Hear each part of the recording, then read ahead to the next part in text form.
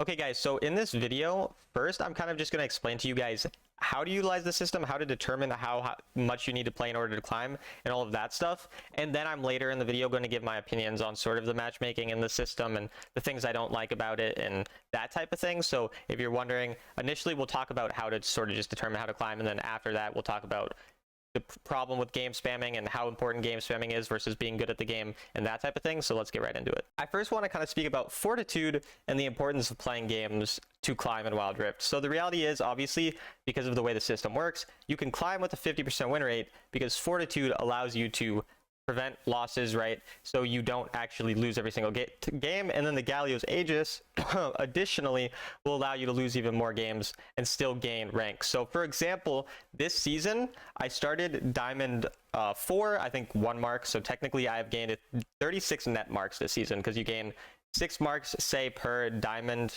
climb from Diamond 4 to Diamond 1, climbing throughout all of those. So it's 24 net marks and then an additional 14. So we're going to say 38 marks. That's roughly, it might be off by 1 or 2, but roughly 38 net marks I've gained so far this season. And yet I am 72 and 53 in terms of wins and losses.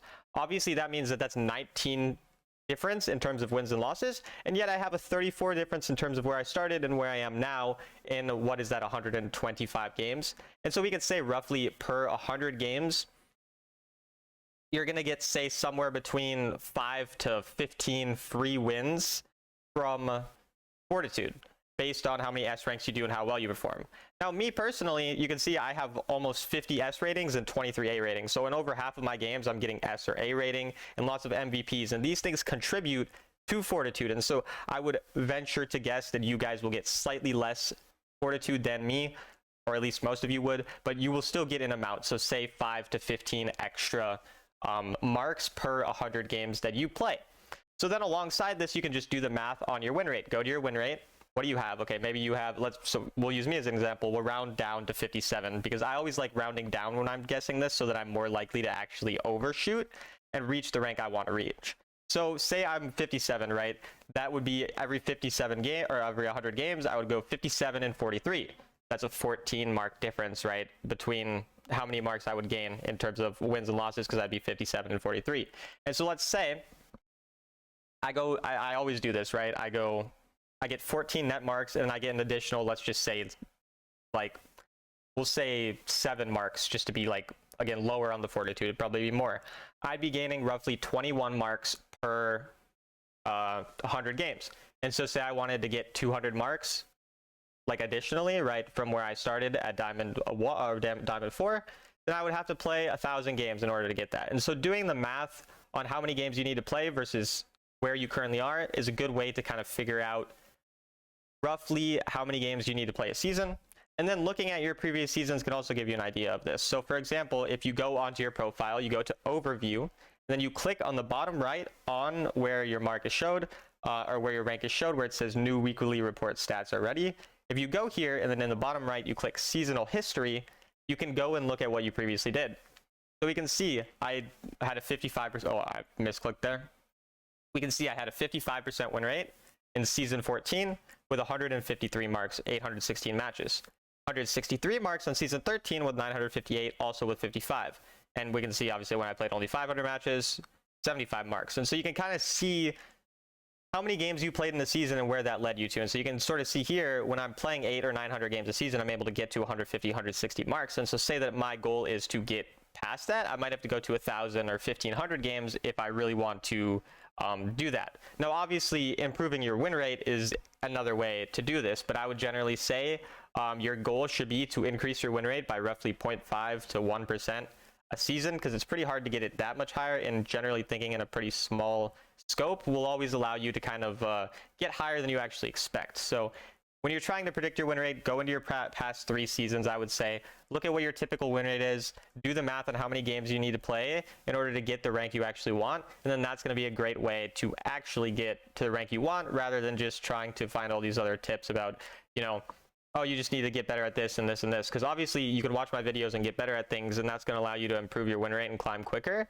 But alongside that, being realistic and, you know, obviously solo queue and the way the matchmaking works, it certainly is hard to just have like a 60 or 70% win rate. And so as much as improving matters, playing a lot also does matter. which is why if you kind of do this math and you figure out how many games you need to play a day, it might be a good idea to allow you to climb quicker. Okay, so an additional thing you can look at in that same area is how many net marks you get from what champs, and what champs give you basically the most net marks. So again, I would recommend going into your last 2 seasons, go click on, like I just click here on season 14 Sovereign, I just click on my Sovereign icon. It brings me here and it shows me the champions that got me the most net marks. So you can see here, I played Jace 171 games and I got 44 net marks. Now Thresh, I played 114 and got 23 net marks. So on average, I'm getting more net marks in this season from Jace than I am from Thresh. On Vi, however, 84 matches and 30 net marks, which means actually Vi, and obviously you can just look at the win rate too, was my most efficient champion for getting marks. And so you can kind of pay attention to your previous seasons and see, and you can even see I can go to all these other champions. I can be like, oh, Ziggs, I played 82 matches, I got 15 marks. Vi played 84 matches, I got 30 marks, right? So obviously playing Vi worked significantly better than Ziggs in this scenario, or Renekton as well. And so paying attention to these things really does help you understand which champions you need to be playing and what works the best for you. So this is kind of just a couple different types of ways where you can use, you know, the statistics from the previous seasons and sort of look through what's working the best for you. However, keep in mind, as I spoke about in my early season video, that typically the early season is not a great time to understand this and to gain this sort of insight, because obviously climbing in later parts of the season is different than climbing earlier on in the season, for reasons I spoke about in my videos saying should you spam games early season, and so watch that if you want to know about that. But in terms of this, looking at the last couple seasons, looking at what provided you with the most net marks will allow you to choose a champion that will actually allow you to climb, or choose a couple champions and roles that allow you to climb well. So just looking at these things will give you a really good start in terms of climbing, and will definitely help you on your journey to whatever the new rank is that you want to get to. And I'm frequently asked my thoughts on this whole system, and so I thought this is a type of video where I can at least give you guys my thoughts on a little bit of the matchmaking, or that whole type of thing. I don't love talking about the matchmaking because, generally speaking, I think it allows people to make a lot of excuses in terms of why they're not climbing, and it allows them to blame outside factors. And for me, even when outside factors are present that allow you to not climb, the only things you can control are the things that are in your control. And so I don't necessarily love being like, oh, I just had a bad game, I'm going to blame matchmaking because my teammates sucked that game. Maybe it is true. Maybe your teammates did suck that game, and I think it's fine to acknowledge that your teammates were bad, right? And the reality is, a player who plays 1,000 games and is worse than me can climb more than me if I only play 300 games, if they're not that much worse, but just a little bit worse. So it is certainly a mixture of skill and games and time that you invest. And I do think that the system relies too heavily or allows you to climb too much while just playing and doesn't reward skill enough. However, it is still definitely a mixture. If I play 1,000 games and someone worse than me plays 1,000 games, I'm going to climb significantly faster. And so for me, it's just about acknowledging the reality that, yeah, rank is not the end-all be-all in terms of skill. Generally speaking, though, the players in Sovereign and Challenger are significantly better than the players in Master and below. So ultimately, what I'm trying to tell you guys is, if you have a goal and you actually want to get it, you have to do these things that I tell you, do the math on it, figure out how much it will take you based on the win rate you get, try to improve your win rate to make that experience more fun. Just acknowledge that any individual one game is not what's leading you to that climb or anything like that. The system is going to reward you for playing more, and so if you want to reach a rank that you haven't reached before, you're probably going to have to at minimum play as many games as you played in your season which you reached the highest rank in, and then just kind of compete with yourself. You know, maybe set a goal where you want to just play 250 games every season, and every season you want to try to get one rank higher. Maybe you want to go from Diamond 2 to Diamond 1, or Diamond 2 to Master, even if you're playing the same amount of games.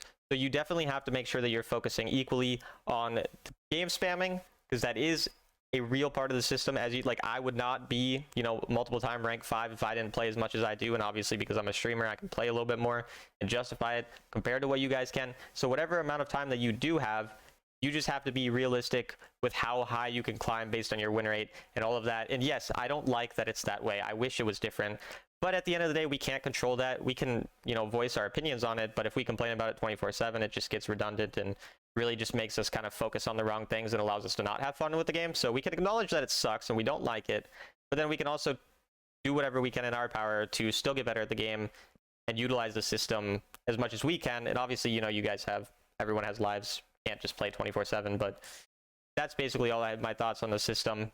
Is it not great? Yes, but at the end of the day, I just kind of accept that it exists, and I do my best to climb despite it. So that's about it for the video. I hope this was useful for you guys. I know it's a little all over the place. It's kind of just talking about game spamming though, and how to sort of determine how many games you need to play in order to actually climb and all of those types of things. So I hope it was useful for you guys, and I'll see you in the next video.